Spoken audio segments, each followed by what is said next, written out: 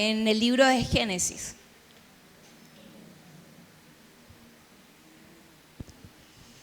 Y vamos a mirar en el capítulo 37.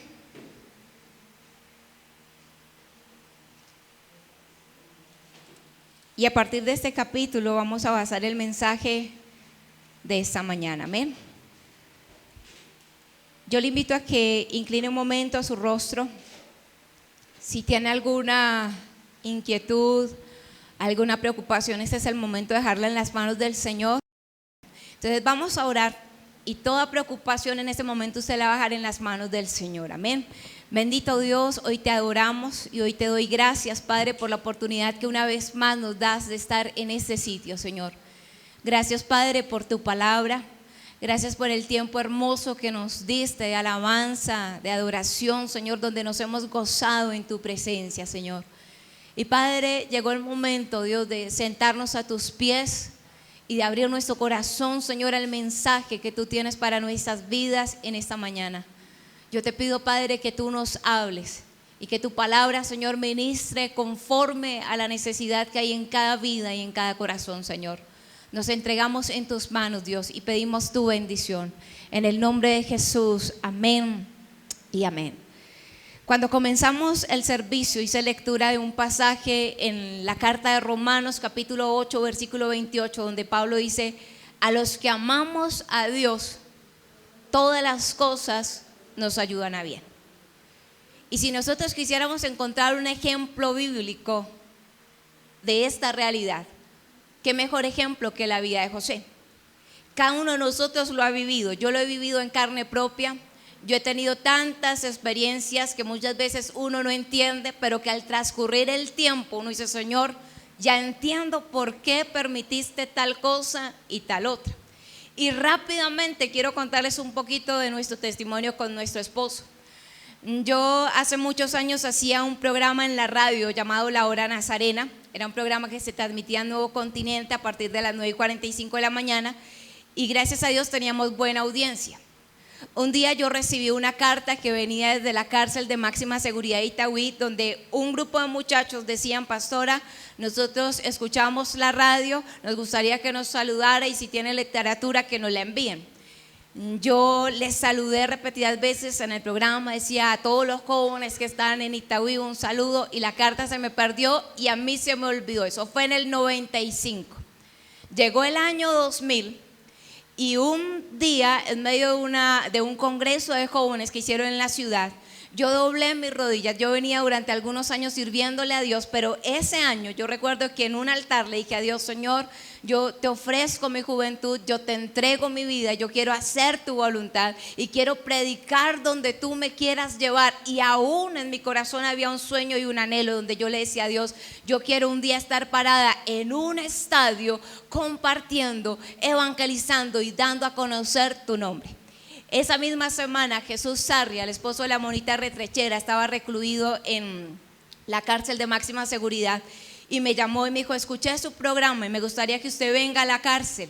¿Hay algún problema? Yo no lo pensé, yo le dije: listo, dígame cuándo, porque yo le había dicho a Dios: Señor, yo quiero ir donde tú quieras. Yo nunca había entrado a una cárcel. Entré y me impactó ver la cantidad de jóvenes. Cuando yo prediqué ese día, yo estuve orando por el mensaje. Yo le decía al Señor que sea la palabra precisa. Y cuando terminé el mensaje, viene un muchacho corriendo, muy lindo, muy apuesto, muy querido, y se acerca y me dice: buenas tardes, pastora, ¿usted es Ángela María? Sí, es que yo le escucho el programa y en el 95 le mandé una carta, no sé si usted. Ah, sí, yo soy José Restrepo. Yo le dije: ay, es usted. Yo pensé que era un viejito por el nombre. En ese tiempo, cuando yo entré a la cárcel, mi esposo dice que cuando él me vio, Dios le dijo: esa va a ser tu esposa. Yo no iba buscando novio. Yo tenía en ese momento a alguien en mi mente, tenía eso en oración. Pero cuando yo voy a la cárcel y Dios empieza a encaminar todas las cosas, y José es muy sincero conmigo y me dice: Ángela, yo quiero que sepa que yo no salgo en un mes, no salgo en un año, no salgo en 2.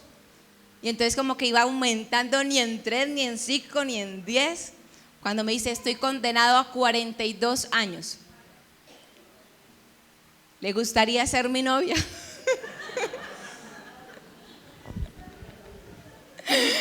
me invitó a almorzar allá en la cárcel y me propuso ser su novia. Yo oré. Yo creo que todo el mundo esperaba que la hija del pastor Teófilo encontrara a su novio en el seminario, que la pastora Ángela María conociera al novio, que llegara a la iglesia, ¿cierto? Y yo recuerdo que venían hombres y yo les miraba la mano y yo decía, no es casado, sí es casado, no es casado, ¿cierto? Pero Dios sabía dónde lo tenía y dónde lo estaba preparando y dónde lo estaba capacitando y dónde Dios lo estaba formando. Nos hicimos novios y a los 6 meses de empezar el noviazgo lo trasladan a Valledupar, la cárcel más dura que había en ese entonces en Colombia. Yo viajaba 16 horas para verlo 2 horas. Estando en esa cárcel tomé una decisión, yo dije, si lo voy a esperar de novia, prefiero esperarlo casada por mi testimonio. Entonces nos casamos, me dejaron entrar el vestido, no dejaban entrar cámaras porque era máxima seguridad, pero Dios permitió que entrara el periódico El Pilón, porque el que ofició el matrimonio fue Jesús Sarria, entonces era una noticia que Jesús Sarria estuviera oficiando un matrimonio. Entra el periódico y al día siguiente yo toda feliz voy por las calles de Valledupar cuando en El Pilón, primera plana, ¿saben quién era? La pastora Ángela María. Tengo fotos gracias al periódico El Pilón, si no, no tendría ni una foto de mi matrimonio. A los 6 meses de casados me aparece un tumor y me dan la noticia que lo que tengo es cáncer.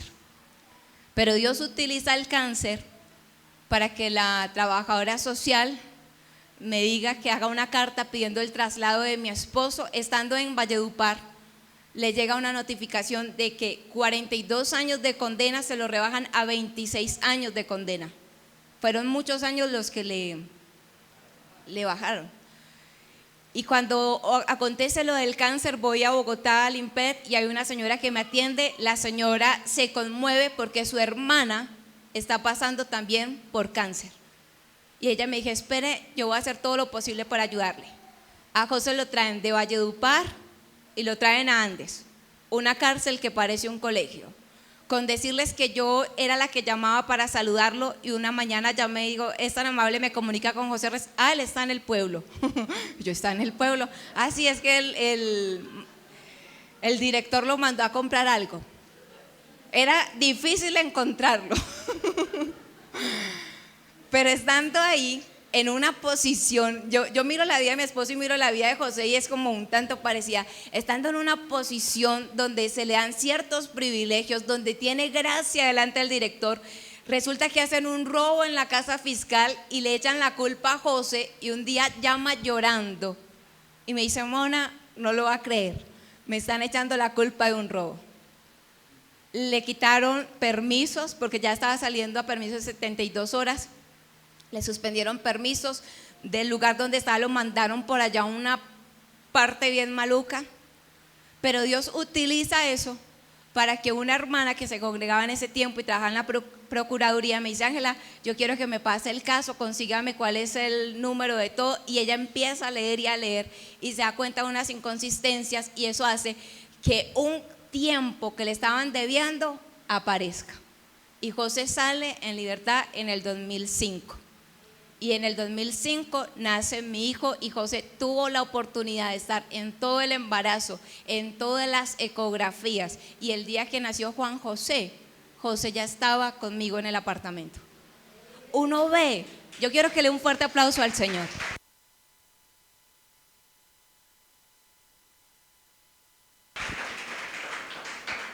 Y yo miro todas las cosas que los dos hemos vivido. Aun cuando yo le digo a Dios que yo quiero tener un hijo y Dios me da una promesa en Isaías a través de mi hermanita, me dice, tú verás a tus hijos, obra de mis manos, glorificar el nombre del Señor.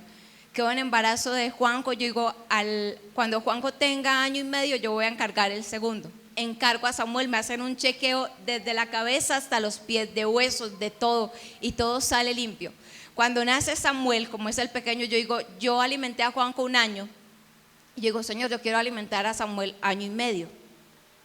Cuando me voy a un campamento en Turbo, en el mes de diciembre, que ya Samuelito había cumplido el año, lo estoy alimentando y en Turbo Samuel me empieza a morder y me da mastitis. Llego yo aquí a Medellín con fiebre, maluca. El ginecólogo que me había tratado tanto el embarazo como lo del cáncer me dice: Ángela María, yo no me puedo poner a jugar con su salud. Listo, ya lo alimentó un año, voy a secar el alimento y aprovecho y le hago los exámenes de control. Cuando me hacen los exámenes de control, aparece el cáncer ahora en los pulmones. Aparecen unos tumores, creo que eran 2 pequeños, pero lo logran detectar. Yo después decía: Señor, si no me da mastitis, yo estoy segura que yo seguiría alimentando a Samuel, y cuando llegue al año y medio yo digo: ay, qué pesar, hasta los 2. Y seguramente el cáncer avanza más. Pero Dios permite una cosa y luego uno entiende, y entonces es donde David dice: te enseñaré y te haré entender el camino sobre el cual has de pasar. Entonces, ¿cuántas veces usted ha vivido cantidad de cosas? Y a los años usted dice: Señor, ya comprendo por qué pasó esto. Ya entiendo, Señor, por qué permitiste tal cosa. Y estos días que arrancó el año, ahorita en enero comencé a leer Génesis, y esta semana estaba leyendo la historia de José, y me llamaba la atención la vida de este hombre porque creo que deja lecciones tremendas. José, dice la palabra, que era uno de los hijos de Jacob, y no cualquier hijo. La Biblia dice que era el hijo preferido. Mire conmigo Génesis 37, versículo 3 dice: y amaba Israel a José más que a todos sus hijos, porque lo había tenido en su vejez. Dice la Biblia que este jovencito José era el hijo predilecto de Jacob, y el ser el hijo consentido despertó en el corazón de sus hermanos odio, rencilla y envidia. Dice el versículo 4: y viendo sus hermanos que su padre lo amaba más que a todos sus hermanos, le aborrecían y no podían hablarle pacíficamente. Ese amor, ese trato preferencial era evidente a los ojos de sus hermanos. Y ese trato hizo que en el corazón de esos jóvenes se despertara cierto resentimiento, cierta amargura y cierta envidia. Y dice la palabra de Dios que aún le aborrecieron más cuando al cabo de un tiempo, cuando ese relato inicia, José ya tiene 17 años. Y dice que José viene donde sus hermanos y le dicen: si supieran lo que soñé. Entonces, a ver, ¿qué soñó? Soñé que estábamos en el campo y habían 11 manojos. Habían varios manojos paraditos, y el mío era el de la mitad, y el manojo de ustedes venía y se inclinaba ante mí. A los días viene y le dice: ¿saben qué soñé? Soñé que estaba el sol, la luna y 11 estrellas, y todos se inclinaban ante mí. Y vean lo que dice el versículo 5: y soñó José un sueño y lo contó a sus hermanos, y ellos llegaron a ¿qué? A aborrecerle más todavía. Versículo 8: le respondieron sus hermanos: ¿reinarás tú sobre nosotros o señorearás sobre nosotros? Y le aborrecieron aún más a causa de sus sueños y sus palabras. Y el versículo 11 dice: y sus hermanos le tenían envidia, mas su padre meditaba en esto. Me impacta ver cómo un hombre o cómo una mujer llega a guardar ciertos sentimientos. La Biblia menciona que él cuenta. Él viene y les dice: vean lo que soñé. Ellos le tenían rabia porque el papá le hizo una túnica especial de colores. Sentían rabia porque él contaba sus sueños y sus sueños parecían ser tan pretenciosos. Y dice la palabra que ellos comienzan a maquinar algo. Y cuando yo leía esto, yo pensaba: Señor, ¿cuántas veces un hombre, una mujer puede guardar y puede acumular una serie de sentimientos en su corazón donde llega un punto y se estalla? Los hermanos de José dejaron que su corazón se llenara de envidia, y esa envidia se convirtió en odio. Un odio que los llevó a maquinar. No sé cuántos vieron Séptimo Día el domingo antepasado, donde mostraron una mujer que su esposo le estaba haciendo infiel, que la humillaba, que la trataba mal, y esta muchacha empezó a llenarse de tanta rabia que dice: todas las noches se acostaba al lado de él y empezaba a maquinar cómo iba a ser su venganza. Durante 2 años planeó decir que su esposo abusaba sexualmente de sus hijos, y empezó a involucrar a los niños en eso. Y les empezó a decir, cuando vayamos a tal lugar, ustedes van a decir que su papá hace esto y esto y esto y esto. Y el problema es que ahorita ella está arrepentida, pero el hombre tiene una condena bien grande encima. En un momento, o sea, se dejó llenar su corazón y comenzó a maquinar. Dice el versículo 18 de Génesis 17: cuando ellos lo vieron de lejos, antes que llegara cerca de ellos, conspiraron contra él para matarle. Y dijeron el uno al otro: he aquí viene el soñador, ahora pues venid y matémosle y echémosles en una cisterna y diremos, alguna mala bestia lo devoró, y veremos qué será de sus sueños. Saben, cuando ellos ven a su hermano, ellos venían con un sentimiento en el corazón y ellos ven la oportunidad de acabar con la vida de José. Yo pensaba en lo delicado que es pasar sentimientos por alto, como la rabia, como el odio, como el resentimiento. Y dice la palabra que ellos llenaron su corazón y llega un momento donde estalla y han maquinado cómo terminar con la vida de su hermano. Ahora, con los sueños, Dios estaba revelando a José su plan. Y siempre me ha llamado la atención el versículo 20, donde dice, ahora pues venid y matémosle y echémosle en una cisterna y diremos, alguna mala bestia lo devoró, y veremos qué será de sus sueños. ¿Qué será de sus sueños? Los hermanos de José tenían tanta envidia que tenían algo en mente: querían destrozar los sueños de su hermano. Y estoy segura que al igual que José, muchos de nosotros tenemos sueños, tenemos anhelos. Aquel que se casó un día tenía un sueño: construir un hogar, y un hogar hermoso. El que está soltero tiene un sueño. ¿Y cuál es su sueño? Yo quiero formar un hogar. Hay muchachos que tienen sueños de poder terminar una carrera, de poder montar un negocio, cantidad de cosas. Tenemos sueños. Pero saben que la Biblia muestra que sus hermanos querían destrozar y querían matarlo, porque si lo mataban iba a terminar con sus sueños. El versículo 23 y 24 dice: sucedió pues que cuando llegó José a sus hermanos, ellos quitaron a José su túnica, la túnica de colores que tenía sobre sí, y le tomaron y le echaron en la cisterna, pero la cisterna estaba vacía, no había en ella agua. Dice la Biblia que cuando sus hermanos vienen, dice, cogen y le arrancan la túnica. La túnica era lo que le hacía diferente. La túnica era como un simbolismo de que él iba a ser un príncipe. Y el pasaje dice que a lo lejos, cuando los muchachos empiezan a tramar, vamos a matarlo, uno de los hermanos intercede y dice, no lo matemos, porque es la sangre de nuestro hermano. Entonces ven una caravana y dicen, en vez de matarlo, ¿qué vamos a hacer? Lo vamos a vender. Cuando a él lo venden, en esa parte del capítulo no menciona nada.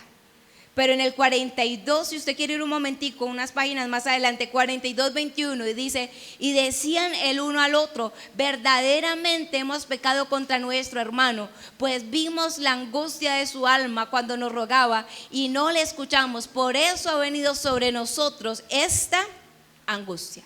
La Biblia cuenta que José, cuando fue vendido y se sintió tanta angustia, él comenzó a llorar, él comenzó a dar gritos, pero sus hermanos no le escuchaban porque el corazón de ellos estaba endurecido. Ahora, es un cambio de escenario. Yo me pongo a mirar la historia de José y José pasa de ser el hijo consentido del papá, que tiene una túnica especial que lo diferencia, que seguramente el papá tenía preferencias con él en muchas cosas, pasa de ser el hijo preferido para ser ¿qué? Un simple esclavo. Y en ese entonces un esclavo no era nada. Ser esclavo era como ser un mueble más de una casa. Y es tremendo ver cómo de una montaña él cae en medio de un valle. Pero saben que en medio de esas circunstancias Dios comienza a preparar a José. Y algo que nosotros debemos reconocer es que hay una enseñanza en medio de la adversidad. José no sabía lo que Dios estaba haciendo. Nosotros hoy tenemos la oportunidad de leer toda la vida de José, desde Génesis 37 hasta Génesis 50. Y usted ve un hilo donde usted ve cómo Dios encamina todas las cosas con un propósito para su bien. José no lo sabía. Nosotros hoy debemos sentirnos privilegiados de que tenemos esto, la palabra de Dios que nos enseña, que nos alienta, que nos recuerda que cuando nosotros amamos a Dios, aunque no entendamos las circunstancias que llegan a nuestras vidas, tenemos una convicción. Cuando yo amo a Dios, la Biblia dice, todas las cosas ayudan para mi bien. Y la palabra de Dios dice que allí estaba él. José no solo sobrevivió, sino que prosperó donde muchos, en el caso de él, hubiesen fracasado. Cuando José llega a casa de Potifar pasa algo. Mire el capítulo 39, en el versículo 2 y 3. Y vio su amo, en el 2 dice, mas Jehová estaba ¿con quién? Con José, y fue varón próspero, y estaba en la casa de su amo el egipcio, y vio su amo que Jehová estaba con él, y que todo lo que él hacía, Jehová lo hacía prosperar en su mano. Cuando José llega a la casa de este hombre, el hombre se da cuenta de algo: la mano de Dios está con José. Dios estaba con José en casa de Potifar. Dios estuvo con José en la época en la que él fue un simple esclavo. En el monte o en el valle, lo aprendíamos en los últimos servicios del 2011. En el monte o en los valles, yo tengo una seguridad: Dios está conmigo. Y Dios comienza a bendecirlo. Y Dios comienza a bendecir la casa del egipcio a causa de José. Vean lo que dice el versículo 5. Y aconteció que desde cuando le dio el encargo de su casa y de todo lo que tenía, Jehová bendijo la casa del egipcio a causa de José, y la bendición de Jehová estaba sobre todo lo que tenía, en casa como en el campo. Dígale al que está a su lado: la vida de nosotros es una bendición. Usted tiene que creerlo. En la universidad su vida tiene que ser una bendición, jovencitos. En la casa su vida tiene que ser una bendición. En el barrio, la iglesia del Nazareno tiene que ser una bendición. En el sitio de trabajo, usted como parte de la iglesia tiene que ser bendición. Y que donde usted llegue, la gente vea que Dios está con usted, y que Dios bendice, y que Dios prospere, y que peleen por usted, no para sacarlo, sino para retenerlo. Que peleen por usted. No, ese trabajador yo no lo puedo dejar ir. No, ese muchacho yo no lo puedo dejar ir, porque desde que está en este lugar, mi empresa es bendecida. Desde que está en este lugar hay bendición. Y eso era la vida de José. Y Potifar lo notó. Aún dice la palabra que llegó a encargarlo sobre todas las cosas. La gente vio en José el buen testimonio. Yo creo que la gente vio en él algo diferente. Yo creo que era un trabajador diligente, que era responsable, que era un buen trabajador. Y dice la palabra que por ser buen trabajador halló gracia delante de los ojos de Dios. ¿Cuántos se consideran aquí buenos trabajadores? ¿O cuántos no duran en el trabajo? Porque son pésimos. ¡Qué encarte! Y lo recomiendan una vez, pero no lo recomiendan la segunda. Eso es triste. Muchas veces uno como pastor: no, este hermano no se lo recomiendo porque llega tarde, tal cosa, no es responsable. ¿Saben? La palabra de Dios nos muestra cómo en cada situación, les decía, Dios estaba preparando y capacitando a José. Y pasa algo. Cuando él está en casa de Potifar, la Biblia dice en el versículo 6, dice: y dejó todo lo que tenía en mano de José, y con él no se preocupaba de cosa alguna, sino del pan que comía, y era José de hermoso semblante y de bella presencia.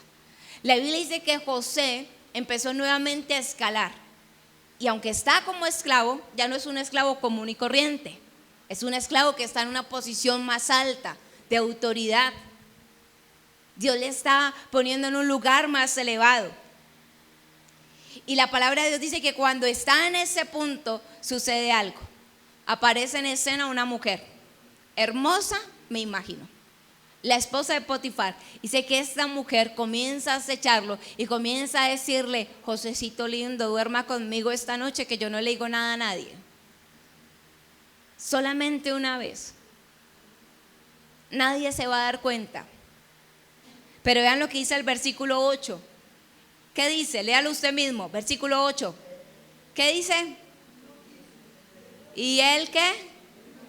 ¿Y él qué? Él no quiso. ¿Tuvo la oportunidad? Sí. ¿Lo pudo hacer? Sí. Pero José, ¿qué dice la Biblia? No quiso.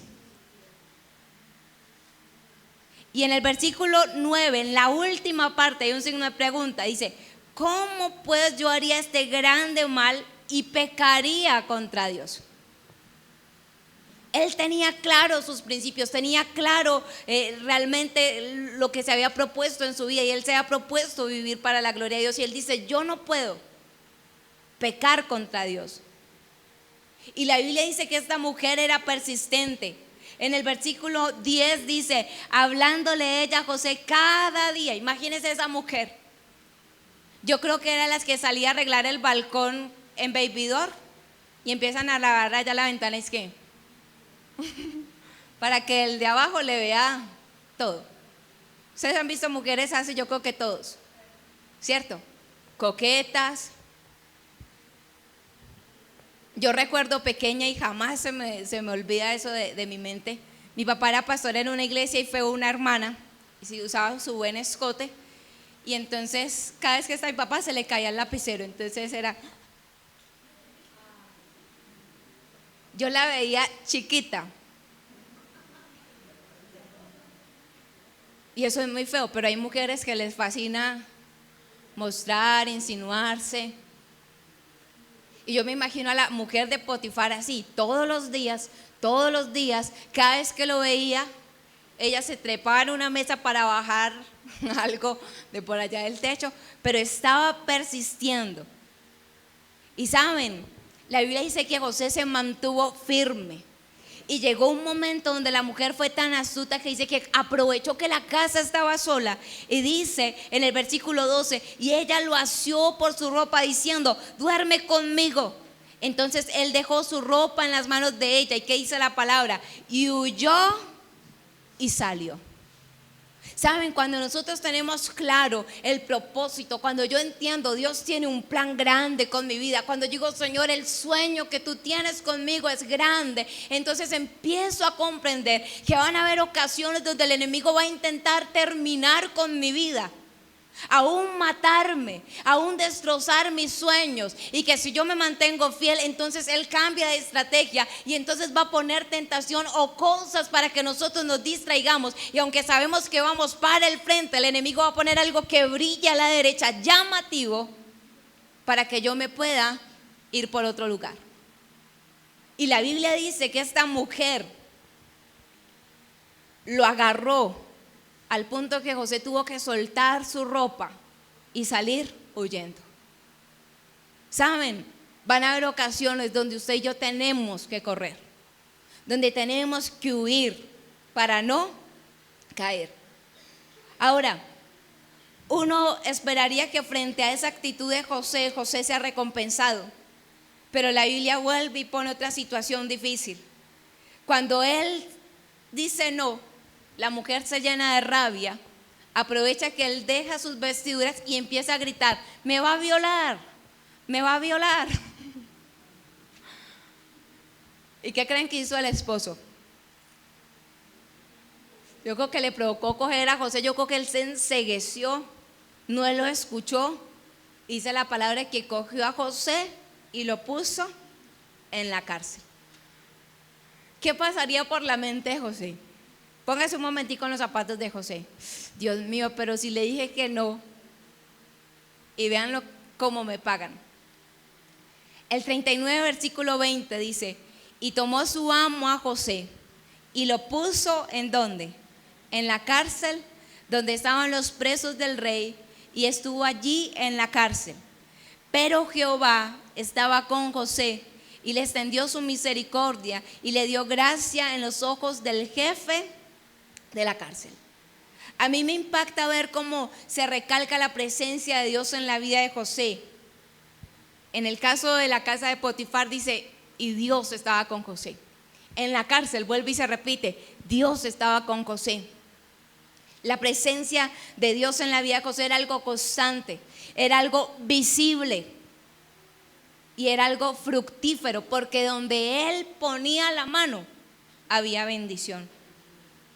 Y eso me habla de fidelidad de parte de José, de un compromiso, de una comunión, de esa comunión que le permitió mantener su confianza a pesar de las circunstancias difíciles. Ahora yo quiero que nos hagamos una pregunta: ¿qué pasa cuando nosotros dependemos de Dios en medio de la adversidad? ¿Qué pasa cuando aún en los momentos difíciles nosotros decimos: Señor, yo confío en ti? Cuando en medio del problema yo recuerdo que Dios está sentado en su trono, ¿saben qué pasa? Todo cambia. Y es por eso que aún en la cárcel, la Biblia dice que estando en la cárcel, José fue un varón ¿qué? ¿Qué decía? ¿Era un varón qué? Próspero. Era un varón próspero. Léalo una vez más. El 22. Y el jefe de la cárcel entregó en mano de José el cuidado de todos los presos que había en aquella prisión. Todo lo que se hacía allí, él lo hacía. No necesitaba atender el jefe de la cárcel cosa alguna de las que estaban al cuidado de José, porque Jehová estaba con José, y lo que él hacía, Jehová lo prosperaba. Es tremendo ver cómo Dios estaba con él. En Jeremías 17, versículos 7 y 8 dice: bienaventurado el varón que confía en Jehová. Dice: será como árbol plantado junto a corrientes de agua, que da su fruto en su tiempo, y en el tiempo de sequía no deja de dar fruto. Si usted es alguien que confía en el Señor, si usted es alguien que ha depositado su confianza en Dios, aún en los tiempos de adversidad, la Biblia dice que en esos tiempos de adversidad usted y yo seguiremos dando fruto. Puede haber sequía, pero su vida va a estar dando fruto para la gloria de Dios. José, estando en la cárcel, Dios comienza a bendecir. A la cárcel llega, la Biblia dice, llega el panadero, llega el copero, y ellos tienen un sueño y José lo interpreta.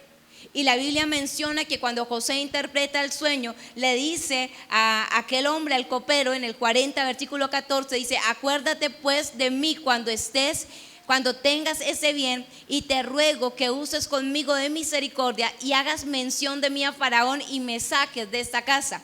Capítulo 40, versículo 23 dice: y el jefe de los coperos no se acordó de José, sino que le olvidó. Yo creo que José podría en algún momento haber pensado: a mí sí todo me sale al revés. Está en la cárcel y nuevamente empieza ¿qué? A tomar una posición de liderazgo, donde Dios lo está capacitando para lo que él va a hacer más adelante. Y dice la Biblia que cuando interpreta el sueño, él ve una oportunidad y dice: bueno, quizás se acuerde de mí y ayude a que me saquen de la cárcel. Pero dice la Biblia que el copero recibió el beneficio y se le olvidó. Se le borró el cassette por completo. Ahora, pasan 2 años, eso está en el capítulo 41, y alguien tiene un sueño. El famoso sueño de las 7 vacas, ¿recuerdan? 7 vacas gordas y 7 vacas flacas. Y el faraón se perturba y dice: ¿qué será lo que significa dicho sueño? Y dice la palabra de Dios que cuando él le interpreta, cuando él quiere que alguien interprete, entonces el copero se le enciende un bombillo y dice: ay, de verdad que había un hebreo que cuando yo estaba en prisión me reveló el significado de mi sueño y le cuenta a Faraón, y dice la Biblia en el versículo 14 del capítulo 41, entonces Faraón envió y llamó a José y lo sacaron apresuradamente de la cárcel, y se afeitó y mudó sus vestidos y vino a Faraón. Cuenta el sueño, lo interpreta, le dice: lo que Dios va a hacer es algo tremendo, tienes que buscar un hombre sabio que administre todas las cosas. Y Faraón dice: ¿qué hombre más sabio que tú? ¿Qué hombre en que el Espíritu de Dios esté como está contigo?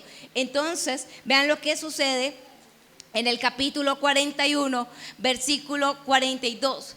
Entonces, el 41 dice: dijo además Faraón a José: he aquí yo te he puesto sobre toda la tierra de Egipto. Entonces Faraón quitó su anillo de su mano y lo puso en la mano de José, y lo hizo vestir de ropas de lino finísimo, y puso un collar de oro en su cuello, y lo hizo subir en su segundo carro, y pregonaron delante de él: doblad la rodilla, y lo puso sobre toda la tierra de Egipto. La Biblia dice que pasaron 13 años. Cuando José se para frente al faraón tiene 30. Cuando comenzamos el relato, ¿recuerdan cuántos tenía? 17. Pasan 13 años. Pero aparte de pasar los años, hay algo que cambia. No solamente las circunstancias, el corazón de José cambia. Ya no es el mismo muchacho de pronto prepotente, orgulloso, consentido y mimado. No, ya Dios ha hecho algo en su vida y en su carácter. Pero saben que a lo largo de esos años, cada aparente caída se constituyó en un paso hacia adelante y hacia la meta. O sea, cada vez que él, como que entre comillas, fracasó, Dios usó ese fracaso para cumplir un propósito en la vida de José.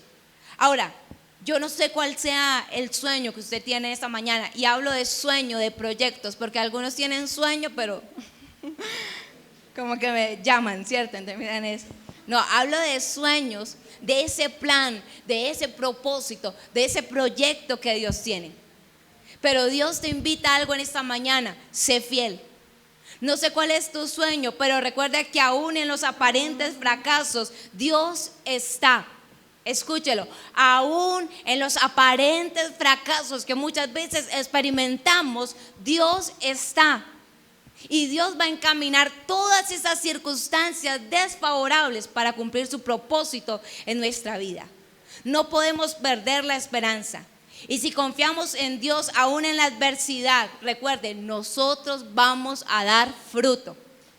Aún cuando el país esté en crisis, yo creo que Dios puede bendecir sus negocios, su empresa, y lo que usted emprenda, Dios lo va a prosperar.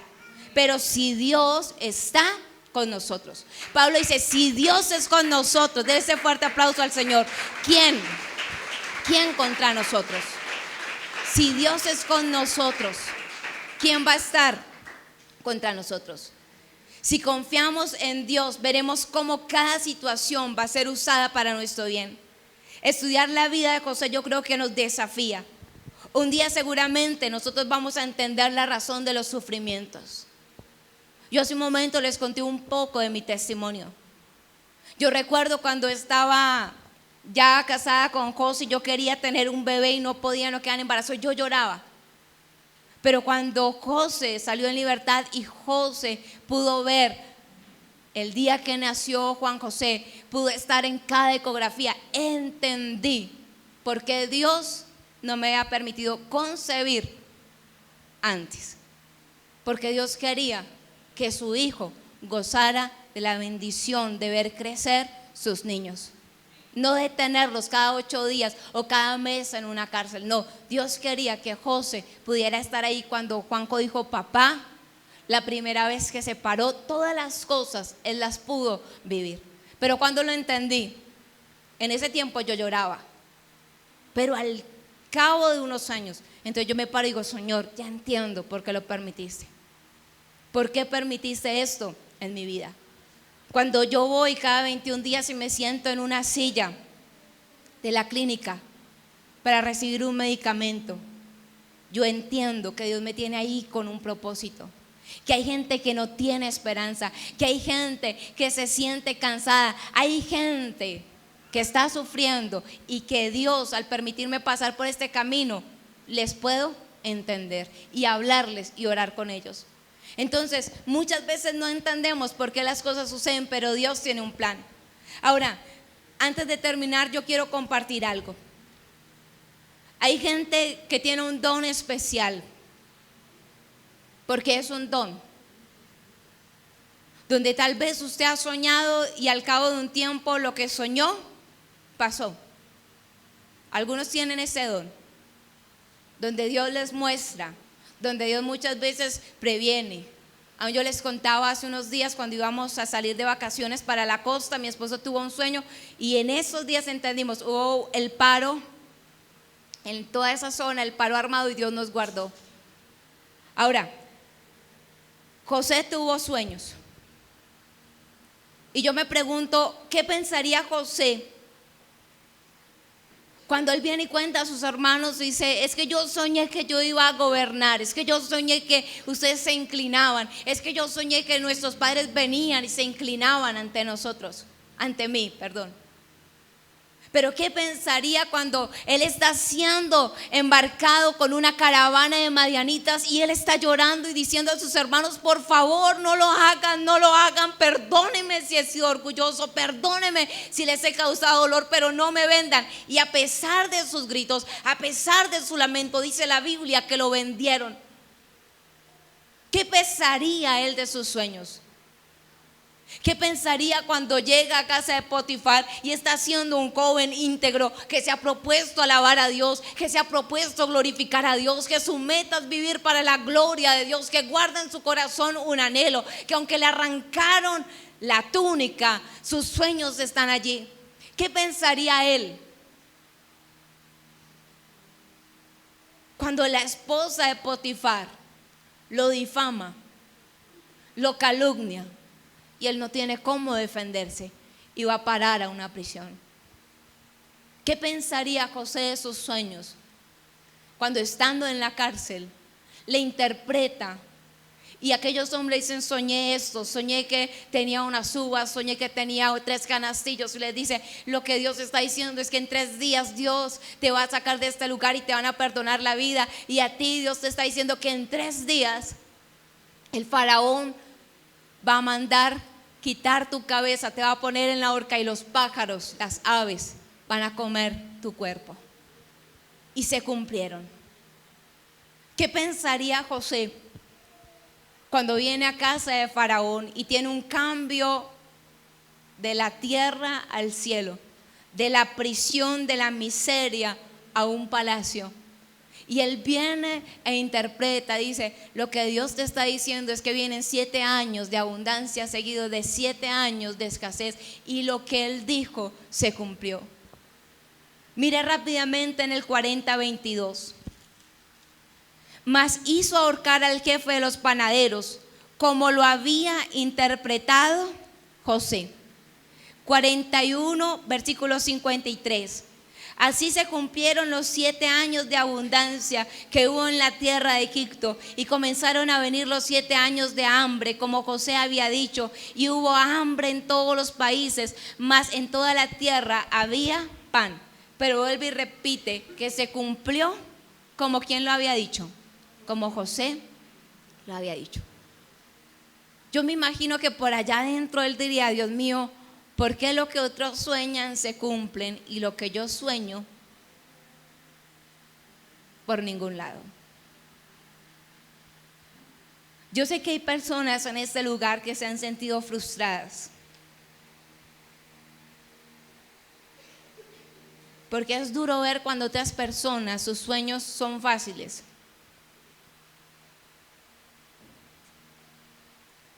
Seguramente aquí hay jóvenes que han llorado porque les toca irse caminando a la universidad, porque cuando toca comprar algún material todos cogen lo mejor y a usted le toca con las uñas, y como que unos prosperan y usted siente, Dios mío, lo mío siempre es tan difícil, y empezamos a dudar de esos sueños. Pero yo quiero decirte, la Biblia dice, todo tiene un tiempo. Y todo tiene una hora. Y Dios puede cambiar tus circunstancias en un abrir y un cerrar de ojos. José hoy estaba en la cárcel, olvidado.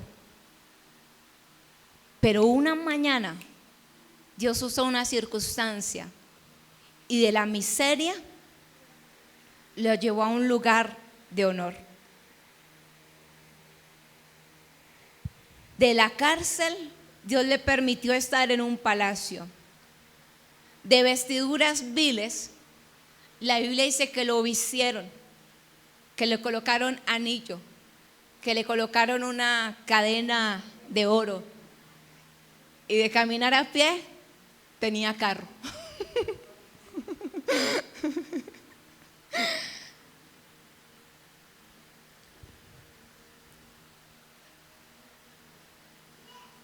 Todo cambió. Solamente Dios sabe si aquel muchacho que todos los días baja a pie, mañana pueda bajar en carro. Que aquel que ha vivido con tantas limitaciones, en un instante Dios obre un milagro. Y lo que Dios hoy quiere decirte es: ese sueño, ese propósito que tengo con mi vida, con tu vida, perdón, lo voy a cumplir en el tiempo de Dios. Un día tú podrás dar testimonio. La Biblia menciona que cuando se desató el hambre, dice que el hambre afectó otros lugares que rodeaban Egipto, y entre esos lugares el sitio donde moraba su familia. El papá de Jacob dice a sus hijos que vayan y compren en Egipto. Y en el 42, versículo 7, dice, y José, en el 6 vamos a leer, dice, y José era el señor de la tierra, quien le vendía a todo el pueblo de la tierra. Y llegaron los hermanos de José y se inclinaron a él rostro a tierra. Y José, cuando vio a sus hermanos, les conoció, mas hizo como que no los conocía y les habló ásperamente y les dijo: ¿de dónde habéis venido? Ellos respondieron: de la tierra de Canaán, para comprar alimentos.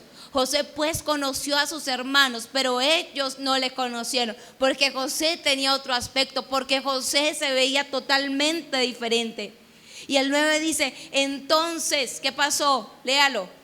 Versículo 9, léalo conmigo. Entonces se acordó José de los sueños que había tenido acerca de ellos y les dijo: espías sois, por ver lo descubierto del país habéis venido. En ese momento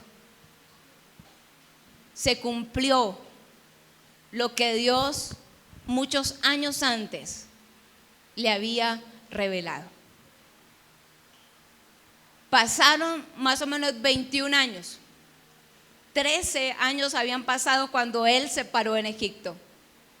Pero recuerden que hubieron 7 años de abundancia y ellos aparecen en el tiempo de ¿qué? De la escasez. Pero Dios cumplió lo que le mostró. Yo no sé a quién de una manera especial Dios le está diciendo: no desfallezcas, no dudes. Si algo tuvo José, es que José fue fiel a Dios, se mantuvo íntegro y aún en las adversidades dijo: Señor, yo confío en ti. Y un día él pudo dar testimonio. Génesis 45, versículo 4.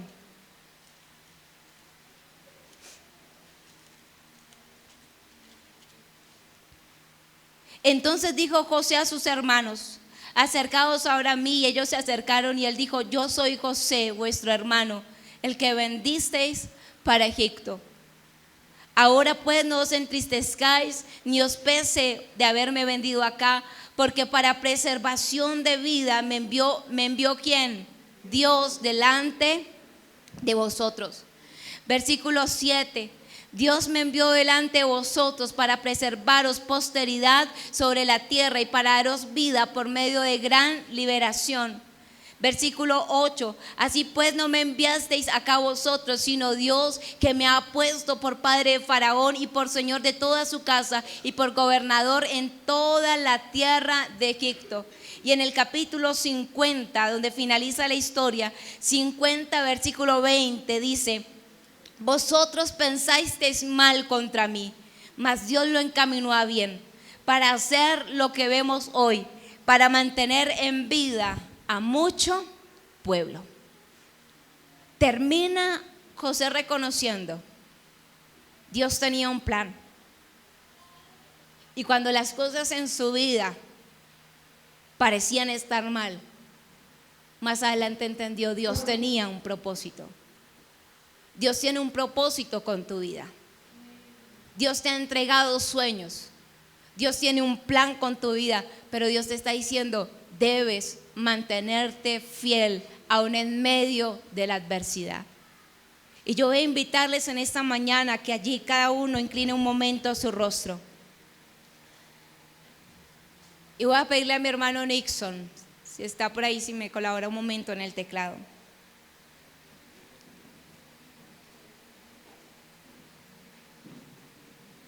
Y yo voy a invitarles. Yo no sé si hay personas acá que se sienten cansados y que tal vez decían: no entiendo por qué mi vida ha sido tan dura.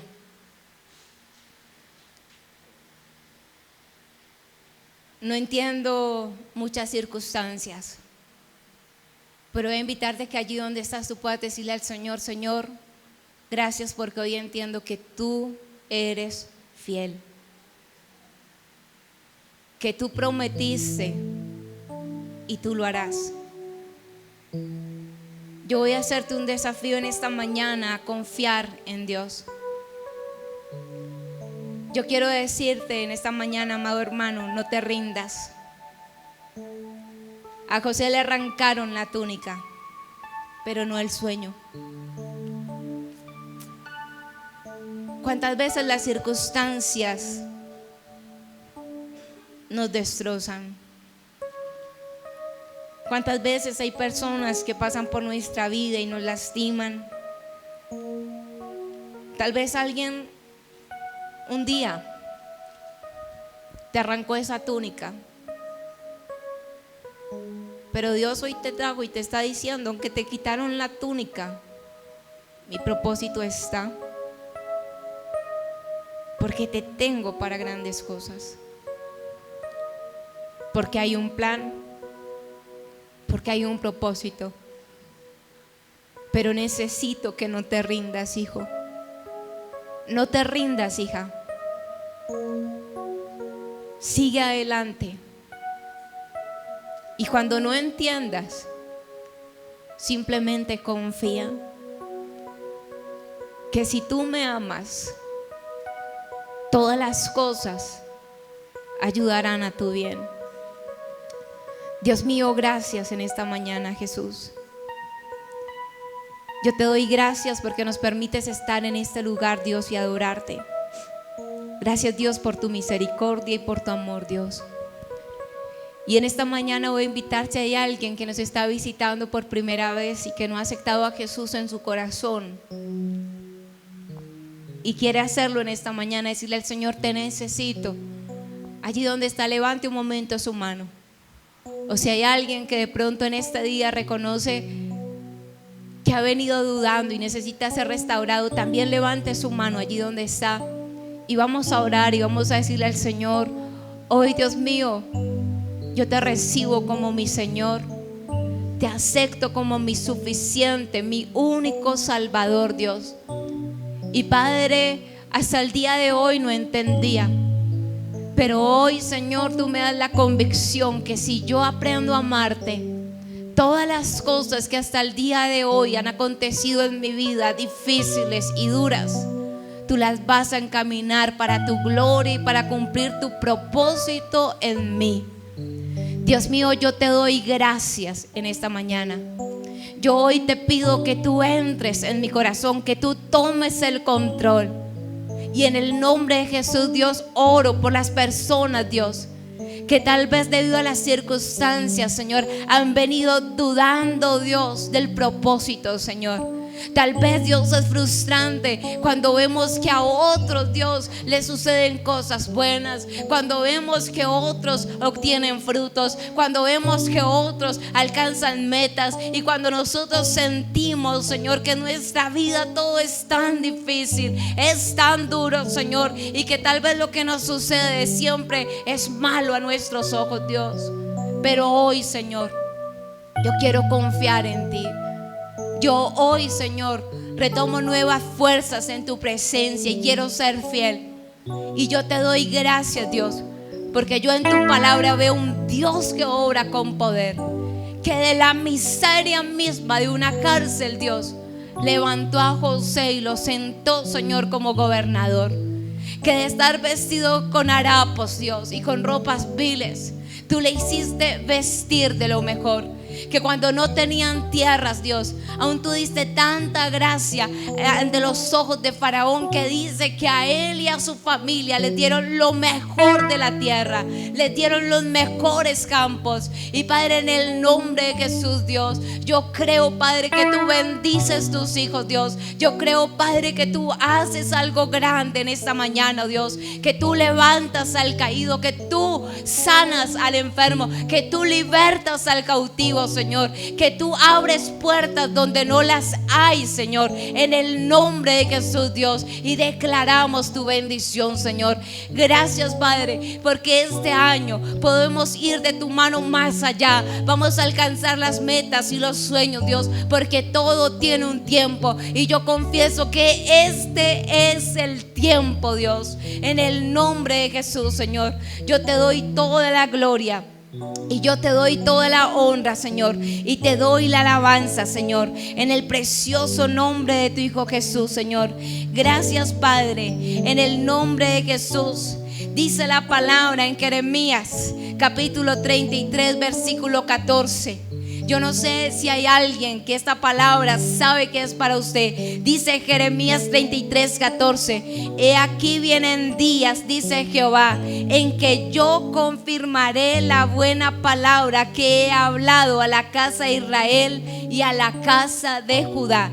He aquí vienen días, dice el Señor Jehová, en que yo confirmaré la buena palabra que he hablado a la casa del Nazareno, a la iglesia del Nazareno en Medellín. Y yo lo creo, Señor, en el nombre de Jesús. Gracias.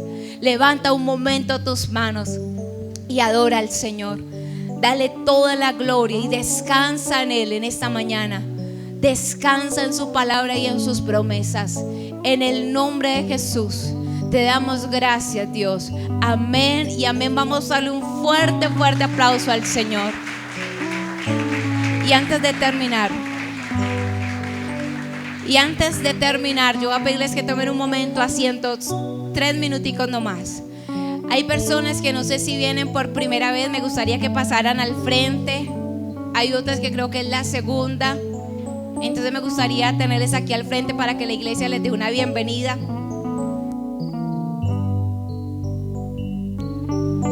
Si hay alguien por primera vez, voy a pedirle que se acerque sin ninguna pena. Nos gustaría que Paulita me ayude a tomar sus datos si tiene alguna petición, alguien que nos esté acompañando. Entonces todos bienvenidos. Vamos a darles un fuerte aplauso en esta mañana.